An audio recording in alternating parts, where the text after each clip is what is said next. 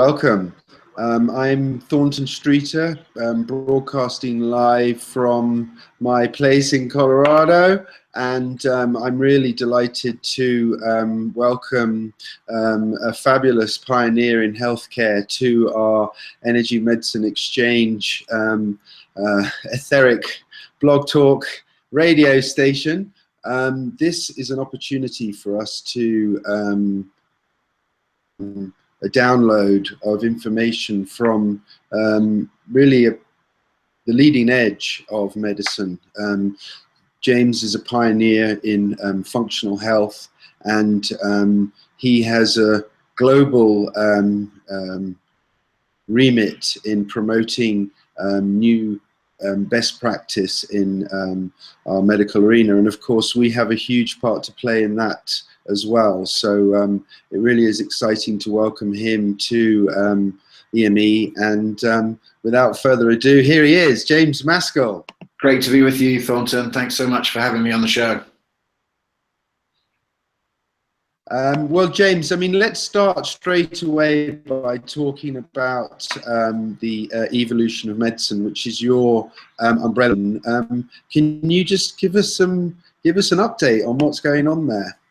Yeah, so I mean, for those of you who haven't been following it, you know, our goal with the evolution of medicine is to help medicine adapt to its new environment, which is chronic disease. You know, medicine, as we know it right now, was built in an era of acute disease, and so all the systems that were built around it were designed for acute infection, trauma, those kind of things. But over the last 50 years, we've changed a lot, and now we have a lot of chronic disease, and you need a different operating system for chronic disease. You can't just treat it like an acute disease, and a lot of the problems that people see in the medical system is trying to treat acute disease, trying to treat chronic disease in an acute way. And so, you know, about 5 years ago, we started to think about, you know, what would it take to bridge, you know, the world, to bridge these worlds and find a way to create a system that really worked for chronic disease. And it's an exciting time to be around because we're doing our thing. We've built the biggest integrated medicine conference in the world. We have a show the first Monday of every month, and that goes out. We have 200 meetup groups around the world of physicians and practitioners getting together to watch the show. And we really based our platform on functional medicine, because functional medicine has a number of things that are going for it that will allow doctors to understand some of the core principles that are necessary to solve chronic disease, and particularly the lifestyle diseases, heart disease, type 2 diabetes, and autoimmune diseases. We built this, big platform. We've got all these doctors that watch the show. We've been interacting them for a couple of years, and essentially, what we're just about to launch now is my book and our program, this accelerator, which is really sort of like a call to arms for doctors to practice functional medicine. Now, there's just sort of a unique moment in time happening right now, a grand convergence, I've called it, in medicine, where on one hand, you have payers and governments and everyone realizing that they can't control the costs of chronic disease properly. That's in the UK, the US, all countries around the world that are coming up and industrializing. At the same time, you have sort of a mass empowerment revolution where this consumer health revolution is happening, where people are wearing wearables and are spending record amounts of money of their own money on their health. And things that were weird 20 years ago, like yoga, is like normal now. So that, that's happening at the same time. And then there's also just this moment where the powers that be are seeing that functional medicine is a better operating system for chronic disease. So you have the Cleveland Clinic starting a functional medicine center. You have, I was at a conference earlier this year where the WHO and PAHO were sort of realizing that integrated medicine had to be part of the worldwide global solution for chronic disease. And so, it's sort of at a tipping point moment. And what we've realized, through our work is that what we've tried to do through our work is, first of all, just, in the same ways that you would remove barriers to cure as the first thing to do in helping people in integrated medicine, it's the same thing for the medical system. So what's a barrier to cure? No doctors know about functional medicine. Okay, so let's make a show that makes it free online for everyone. That's what we did for the last 2.5 years. We've done 30 episodes for the Functional Forum at our YouTube channel, youtube.com/functional forum. You can watch all those episodes for free forever. The next step in our removing obstacles to cure is, helping doctors see the potential right now to build a much lower overhead practice than has ever been possible before because of best practices emerging and because of technologies. And so what we're doing through my book and the program is empowering a whole next generation of doctors who are ridiculously frustrated with their jobs, hate working in industrialized medicine, are sick of like 7-minute appointments, are, committing suicide at a rate, unprecedented rate. And so what we're hoping is that we have basically like a 2-in-1 elegant solution where doctors can leave industrialized medicine, start their own, what we call a functional micropractice, build a community of people around that, really provide local support for those patients, and a whole network of those providers will be, we believe, the future primary care network that allows us to, as Bucky Fuller says, build a new system that makes the current system obsolete. And that's the plan for what we're doing. James, that's so fantastic. Now, as far as the energy medicine communities goes, and I'm sure you're very familiar with how professionalism has become instilled in our community over the last 20 or 30 years. You talk about a community working together, perhaps to find the best solution for each individual. How do energy medicine modalities plug into these newly upgraded doctors who are now open to this integrative approach? So, I worked in the field. I worked in energy medicine for 5-6 years, and me and my partner was a practitioner doing it. And what we realized is that the gap between medicine as it is now and energy medicine is way too big. And the only practitioners that would ever come across, the only doctors that would ever come across is ones that had like an intense personal experience, a kid that they couldn't get well, that then they had to go down this route or otherwise. So, functional medicine, the reason why we chose this platform is it's a bridge between those two areas. Like, no doctor is ever going to understand the underpinnings of energy medicine if they can't understand systems biology. It's just as simple as that. Like, if you don't appreciate that the body's interconnected, you would never understand the deeper, more subtle connections that that your community understands. And so that's one of the reasons why we're building the bridge from this side, is moving more and more doctors into that structure so that they can start to open their minds towards moving even further left. And if you look at that's sort of like the way to look at it, is if you have experimental drugs on the very right-hand side of the medical spectrum, and long-distance Reiki on the left-hand end, medicine is sort of moving left slowly, and we're trying to accelerate that movement in that direction so that more people can understand that. But how do they fit? I see them fitting very well. It's clear now that, say, acupuncture can play a significant role in pain. So we've just seen, as an example, like, what is the pain clinic of the future going to look like? Interesting question. If you look at what Obama is saying, he's saying there's a massive problem with opioids. We can't be using as many prescription drugs first. And so what we're recommending is creating centers that follow what the naturopaths call the therapeutic order, which is basically just using the least invasive methods first and working down towards the most invasive, like surgery and drugs. And so, I could see, for instance, acupuncturists being involved in new pain centers where you have a doctor who's sort of quarterbacking the care and then recommending out to providers who can provide the sort of like least invasive kind of therapies like acupuncture. And now the state of Oregon is even, debuting these kind of strategies because they see that it's important. In psychiatry, a lot of the biofeedback type of technologies can be really useful, and There are really interesting now where it's like psychiatrist, naturopath, biofeedback, and health coach as a team working with patients, all doing the right thing. The psychiatrist doing the initial evaluation to work out, are psychiatric meds acutely necessary right now, or can we work on a bit more of a longer term process to deal with the root causes? You got the naturopathic doctor who's helping with stress and sleep and all the things that contribute towards the psychiatric condition, because now we understand that inflammation can cause psychiatric disorders. You got biofeedback, you got the health coach, so you got a range of practitioners working together. And it's a much more efficient in a lot of different reasons. And that's just one of the strategies that we're talking about in my book and in the accelerator, as far as how to get these practices of the future to work together. And those practices are, needed in family medicine and primary care, but I can see them also emerging in cardiology, psychiatry, pain management. And so I think there's a place for, these providers in all of these kind of teams. Great. Now, specifically about this program has actually really excited me, because of the idea of upgrading skills amongst our community and bringing them all together. And you really have here. If my colleagues sign up for your accelerator and comes on stream pretty soon, what to experience?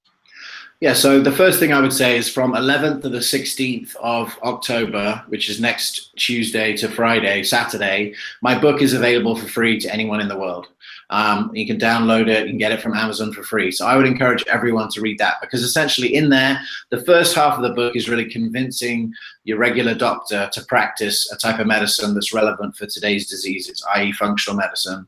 And then the second half of the book is really a step-by-step guide to build this micro-practice. Now, if you're an energy medicine provider just doing this anywhere in the world, you're probably going to have to, one, educate patients. And that's one of the things that we've seen is by far the biggest inefficiency in these practices. The majority of education is happening one-to-one.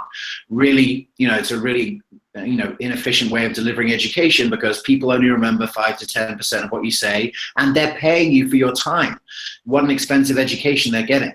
So basically setting up a basic email autoresponder that when you take on a new patient or you have someone who's interested in your work, you can explain to them what you do, you can curate resources that make you look credible, and then you can, give them an opportunity to book an appointment. And then once they booked an appointment, you can provide more education to prepare them for the appointment. And this is something that you just create once and then it works forever. And so this is the difference between being a self-employed Reiki practitioner and being an entrepreneur.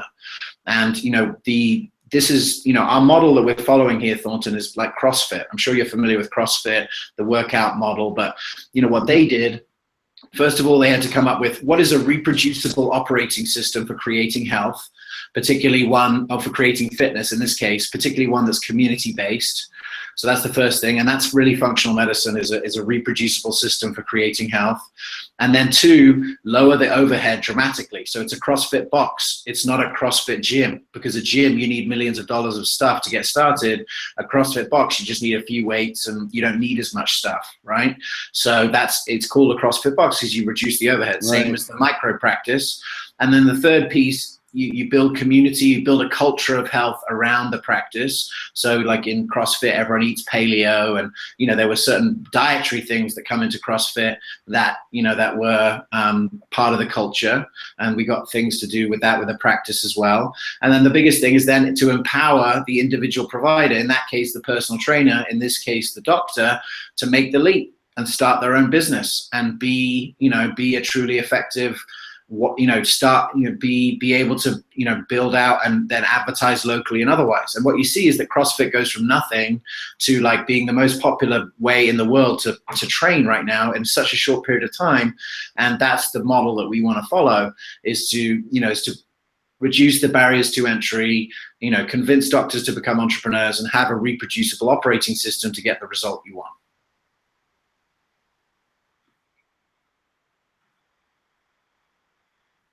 You're inspired off of brilliant your institute, if you like, which is to create compliance of all energy medicine modalities and the degree of penetration, the level of research and peer-reviewed research for them, so that when you have requests medical members about different energy medicine modalities, you've got this reference. Is that a good idea?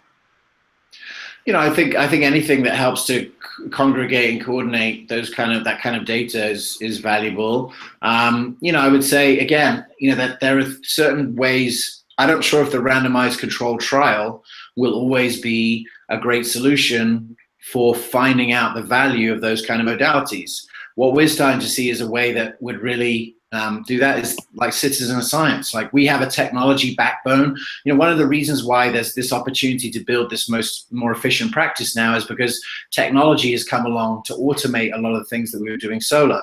So for instance, like the intake form that functional medicine doctors do, up until a year ago, that always took an hour and a half at the beginning. There was no way around it. You had to do the whole intro otherwise. Now there's an automated system to do it so that your first appointment could be 20 minutes or half an hour, not an hour and a half, a significant improvement in time savings. And the data that everyone's using to intake everyone is common between the practices, and therefore you're getting this massive data set of, you know, of patients and how they get well or get better or get worse over time. And I think that kind of technology is more likely to be able to answer the question, like, when is acupuncture best used? You know, and what kind of patient does better with acupuncture? You see, you know, the randomized controlled trial and actually science up until this point, the goal of it is to find out, like, what is the best intervention for the average human? But the thing is, we're moving into an era of personalized medicine. And so now it's about, like, what is the best, you know, what is the best thing for this human in front of me? And that's, you know, that's where I think we should start to be looking at, because you want to put the puck to where you want to skate to where the puck is going, right? That's the old hockey modality. You don't want to, you know, skate to where the puck is now. And I see that the randomized controlled trial in general is sort of losing steam, because they realize that, you know, everyone responds to things on a bell curve. And if we understand that, we don't need to just find what's in the middle of the bell curve and not help the people on each end, but actually work out what's good for everyone along that curve. Perfect. Absolutely. Well, some kind of live data mining, you know, research is very popular. What I was alluding to is, you know, there are so many modalities. I think it would be good for doctors to have some kind of what has been around for a while used, you know, whether there's a sort of structured training that's properly recognized, or whether it's just one guy in Hawaii, you know, and he's just that kind of thing. I think we'd be keen to guide you with. But of course, I'm very familiar with the process gathering data and crucial part. I find it interesting that you speak of the gold standard in the course. We are concerned that you know, pharmaceutical industry batting this wicket for a few decades now to their advantage, but perhaps not to the advantage of global health. And you know, I think part of the reason now is to provide health choice, to provide, you know, alternatives to you know, mainstream process. And it's really exciting, you know, where perhaps dollars are involved in marketing and advertising and lobbying. You know, we have kind of grassroots support, which allows us to have a similar kind of counterweight, and that means each and every person, you know, on earth can choose whether to go down the health route or the sort of biochemical disease route, disease management route. So James, well, listen, I really appreciate you giving your time, because I have a book in the next few days. You very kindly offered 3 signed physical copies to our colleagues and members. I've given them a little sort of competition quiz, which is ongoing. We've had a couple of interesting entries, and I'm going to run it for the next few days, and I'll forward them to your office. But in the meantime, you know, we're going to be blasting and sharing and promoting the Functional Forum, the events that you're doing, and this launch. So we just were really keen to show our support and wish you well on this exciting leg of your journey. Thanks so much, Thor. I hope that the book provides an asset for everyone in this group that has never been created before. Like, is there something that you could give to a doctor who has probably, you know, made fun of you or hasn't agreed with what you've said or like whatever, and to be able to put a book in their hand that would open their mind? And I wrote the book, I hope, in an order that doesn't just say, look, James is saying this or people are saying this, but makes a very practical step-by-step argument to the fact that we need a new operating system for chronic disease. It's not working. And, you know, here is why functional medicine is the operating system for that. And then here's how to go about building that sort of practice. You know, I think at the moment, the statistics is like 83% of doctors are frustrated with the current state of medicine. So, you know, for every doctor that, you know, maybe 5 years ago was totally not open to any of your ideas or otherwise, you know, what I found from selling this for a long time to doctors is you need to be very, very strategic about what you talk about in what order. If you just go straight to the dark field microscopy, you lose everyone straight away. You know, you have to think about where are they now and how could we provide the right stepping stone to get them where they want to, you know, to move them.